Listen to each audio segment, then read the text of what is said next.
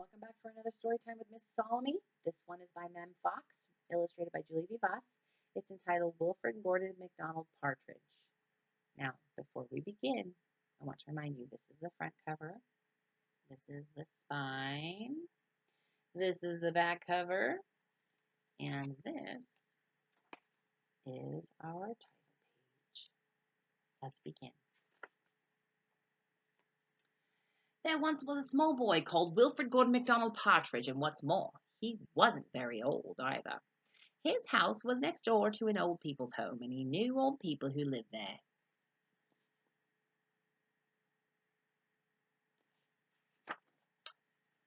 He liked Mrs. Jordan, who played the organ.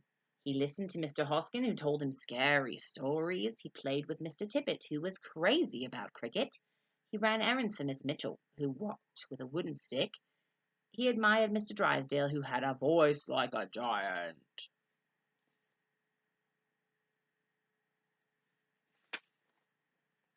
But his favourite person of all was Miss Nancy Allison Delacourt Cooper, because she had 4 names just as he did.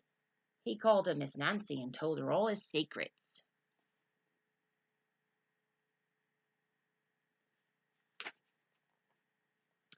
One day, Wilfrid Gordon heard his mother and father talking about Miss Nancy.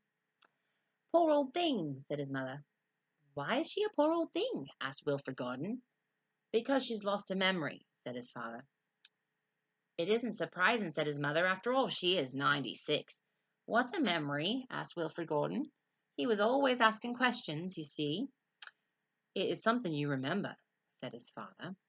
But Wilfrid wanted to know more, so he called on Mr. Jordan, who played the organ. "What's a memory?" he asked. "Something warm, my child, something warm."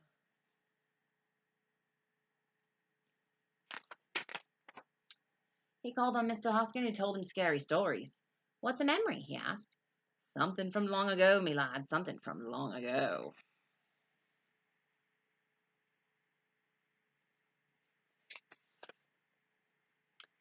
He called on Mr. Tippet, who was crazy about cricket. "What's a memory?" he asked. "Something that makes you cry, my boy, something that makes you cry." He called on Miss Mitchell, who walked with a wooden stick. "What's a memory?" he asked. "Something that makes you laugh, my darling, something that makes you laugh."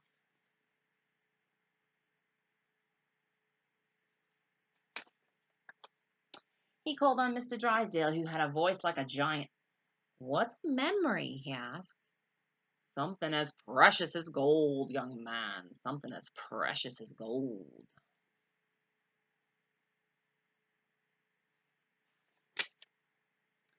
So Wilfrid Gordon went home again to look for memories for Miss Nancy, because she had lost her own.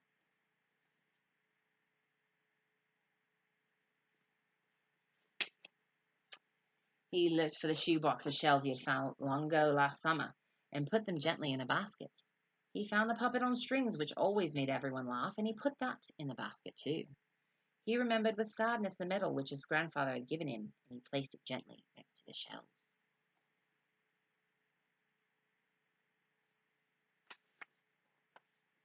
Next he found his football, which was as precious as gold. And last of all, on his way to Miss Nancy's, he went to the hen house and took a fresh, warm egg from under a hen.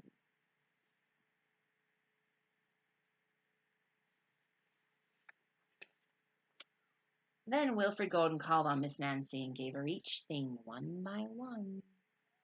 "That dear strange child, bringing me all these wonderful things," thought Miss Nancy.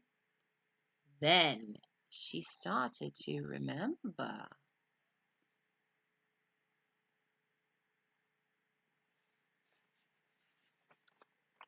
She held the warm egg and told Wilfrid Gordon about the tiny speckled blue eggs she had once found in a bird's nest in her aunt's garden. She put a shell to her ear and remembered long ago going to the beach by tram, and how hot she had felt in her button-up boots.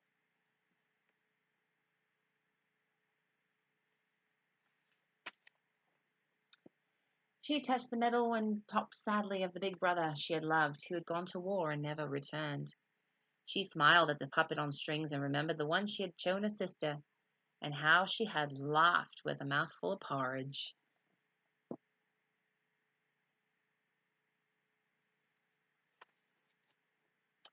She bounced the football to Wilfrid Gordon and remembered the day she had met him and all the secrets they had shared. And the two of them smiled and smiled because Miss Nancy's memory had been found by a small boy who wasn't very old either. And that, my friends, is the end of our tale for the day. I hope you had a fun time listening, and I will see you next week.